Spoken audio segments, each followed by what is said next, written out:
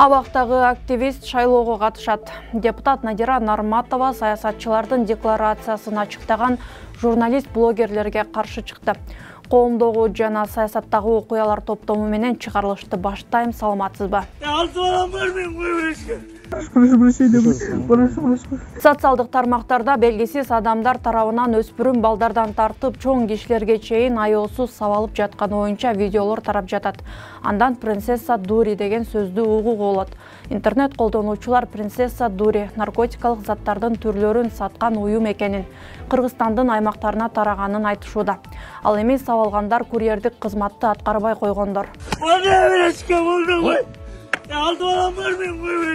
Дед, пожалуйста, не ори. Прошу прощения куратора и...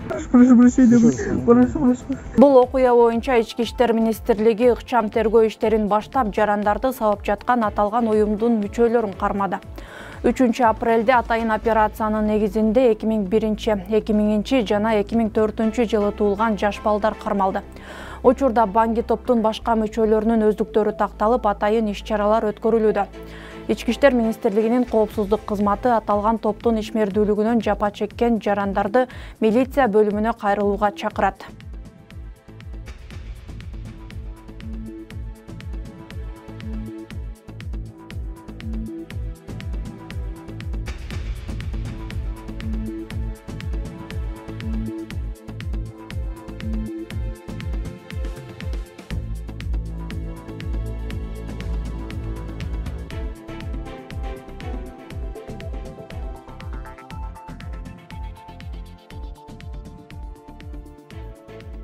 Гемправат иши боюнча камакта олтургандардын бири жарандык активист Илгиз Шаменов Жогорку Кеңешке Ленин районунун бир мандаттуу шайлоо округунан шайлоого катышат. Бул тууралуу Шаменовдун Facebook баракчасына жарыяланды. Кайрылуусунда ал 2021 жылы Бишкек шаардык кеңешке ат салышып депутат болгонун, БГКдагы чириген системаны көрүп өз каалоом менен мандатымды тапшырып бергем деген пикирин билдирген. 2021 жылы Бишкек шаардык кеңешине ат салышып, шаардыктардын колдоосуна ээ болуп депутат болгом. БГКдан чириген системаны көрүп, өз каалоом менен мандатымды тапшырып берген элем. Азыр болсо элимдин жана жараткандын колдоосу менен Кудай деп шайлоого түрмөдөн аттандым. Себеби бирөө гана чындык, адилеттүүлүк үчүн күрөшүү. Кыргызда жакшы сөз бар: көп суур ийин казбайт, ийин казса дагы терең казбайт деген. Анын сыңары азыркы эл өкүлдөрүн көрүп жатабыз. Мен терең ишенич менен айталам: эгер таза, адилеттүү шайлоо өтсө, сөзсүз түрдө жеңип чыгарыма ишенем. Мунун алдында Борбордук шайлоо комиссиясы номер 26 Ленин бир мандаттуу шайлоо округу боюнча шайлоого катыша турган талапкерлердин саны 3кө жеткенин маалымдаган. Алар Мурат Арзыкулов, Эркин Бүлекбаев жана Максат Кунакунов. Талапкерлерди каттоо 27 апрелде аяктайт. Айтмакчы, мамлекет бир депутатты шайлоо үчүн 18 миллион 636 миң сом корото турганын БШК билдирди. Бул коомчулукта талкууга калды. Бирок баш мыйзамга киргизилген бир мандаттуу шайлоо системасына ылайык бир округтан 100 миллион сом коросо дагы шайлоо өтүшү керек. 5 жыл ичинде ар кандай себептерден улам мандатын тапшырган же мандатынан ажыратылган депутаттардын ордуна шайлоо өтө берет. Ал арада шайлоо боюнча президент Садыр Жапаров үн катты. Мамлекет башчы мындан ары кандай шайлоо болбосун президент жана башка бийлик өкүлдөрү киригишпейт, шайлоо таза өтөт дейт. Кыскасы, мындан ары кандай гана шайлоолор болбосун таза өтүп турат буйруса. Мен чоң шайлоого киришкен жокмун. Анан ушул бир округдун шайлоосуна киришмек белем. Кимиси марага биринчи келсе, ошол талапкер депутат болсун. Биз өткөндөн сабак алышыбыз керек. Шайлоолордун башаламандык менен таза эмес өткөндүгүнүн кесепетинен 3 жолу төңкөрүш болду. Мындан ары андайга жол да, негиз да бербейбиз. Элдин добушун сатып алам деген бай талапкерлер дагы андай ойлорунан азыртан кайтыш керек. Биз шайлоолорду таза өткөрүүгө бет алганбыз. Ушул багытты баарыңар колдоп, коштоп турушуңар зарыл. Болбосо эч качан оңолбойбуз. Эскерте кетсек, мурдагы депутат Жаныбек Абиров мөөнөтүнөн мурда мандатын тапшырганына байланыштуу Бишкектин Ленин шайлоо округунда кайра шайлоо 28 майда өтөт. Депутат Надира Нарматованы аткаминерлердин байлыгын журналист, блогерлер элге ачыктап чыкканын наразы кылды. Депутат муну кече 3 апрелдеги комитетте жарандар мал мүлкүн ачыктаса, аны каяктан алганын текшербөөгө кепилдик берген мыйзам долбоору каралып жатканды айтты. Эл өкүлү мыйзамды кабыл алсак, блогерлер, журналисттер чукуп аңдай албай калабы деп министрден сурады. Жеке үй мүлктөрү, жекече адамдардын өзүнүн мүлктөрү боюнча декларация толтурганда купуялуулук сакталыш керек. Бирок бизде андай купуялуулук сакталбай эле, мисалы үчүн билип билбей эле көрүнгөн жакка запрос жөнөтүп туруп, мындай бир өзү өмүр бою таза мээнет менен иштеп тапкан каражатын деле жала жаап туруп азыр блогерлер, журналисттер бул ушундай мүлкү бар экен деп эле элдин баарын маскарасын чыгарып эле жаман ойлоп жазып атышпайбы бүт бардыгынчы. Туура. Пешенеттер тапкан каражатты деле, кредитке сатып алган каражатын деле ушул эл аралап жетекчи болуп, чиновник болуп жүргөн адамдарды, саясатчыларды бир кылмыш кылып койгондой эле өздөрүнүн тапкан мүлкүн деле ошондой кылып жаманатты кылып атпайбы, декларациядан көчүрүп сурап алышып элечи. Анан ошондой болгон болсо, алардын азыр биз бул мыйзамды колдоп кое турган болсок, алар блогерлер, журналисттер алардын аркасынан чукулай албай калабы ошондо? Чукулай албайт.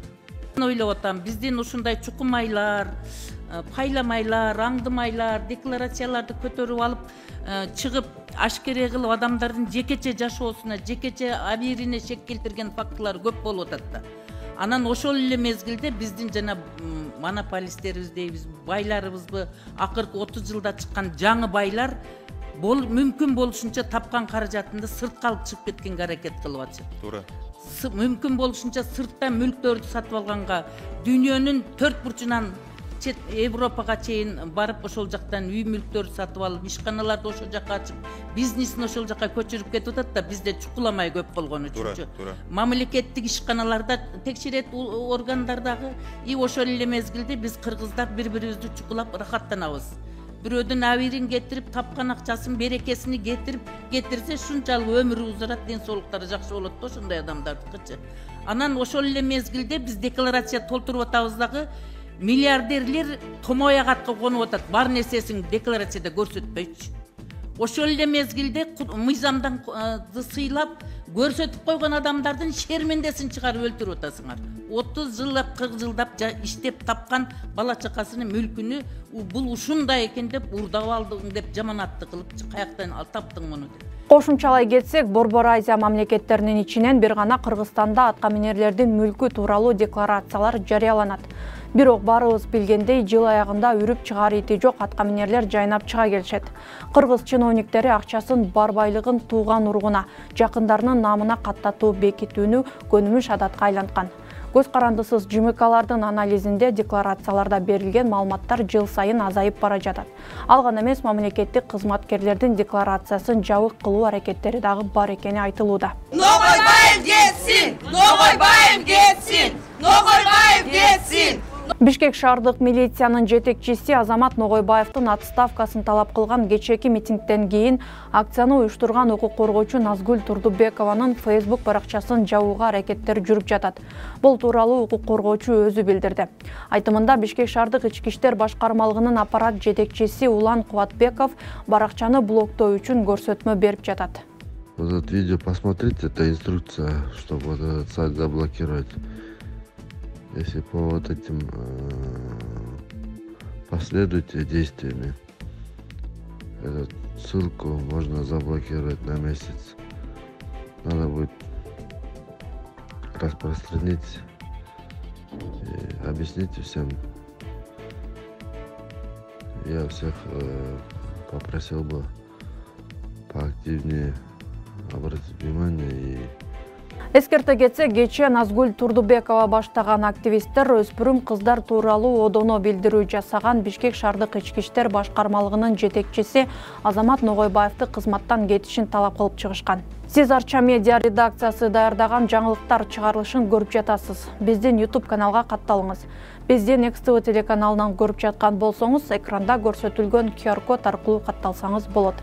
Ал үчүн телефонуңуздун камерасын экрандагы белгиге сканерлеп, көрсөтүлгөн шилтеме аркылуу катталуу баскычын басыңыз. Чыгарылышка ылайык басып, пикир калтырып бөлүшүңүз. Бул менен сиз объективдүү маалыматтарды жайылтууга көмөктөшкөн болосуз. Мектептерде ата-энелерден акча чогулткандарга 20 000 сом айып пул салуу сунушталууда. Бул туурасында Билим берүү жана Илим министрлигинин укуктук камсыздоо жана укуктук актыларды экспертизалоо бөлүмүнүн башчысы Бектур Ибрагимов бүгүн брифингде билдирди. Аталган норманы мыйзам бузуулар боюнча кодекске киргизүү пландалып жатат. Акча чогултуулар үчүн айып бир гана мектеп директору, мугалимдерге гана эмес, ата-энелер комитети жана коомдук уюмдарга дагы салынат. Социалдык тармактарда Бишкек шаарындагы Максим Горький көчөсүнүн аталышы Бириккен Араб Эмирлигинин негиздөөчүсү жана туңгуч президенти Заид ибн Султан Аль Нахаяндын ысымынан атала турганы талкуу жаратып жатат.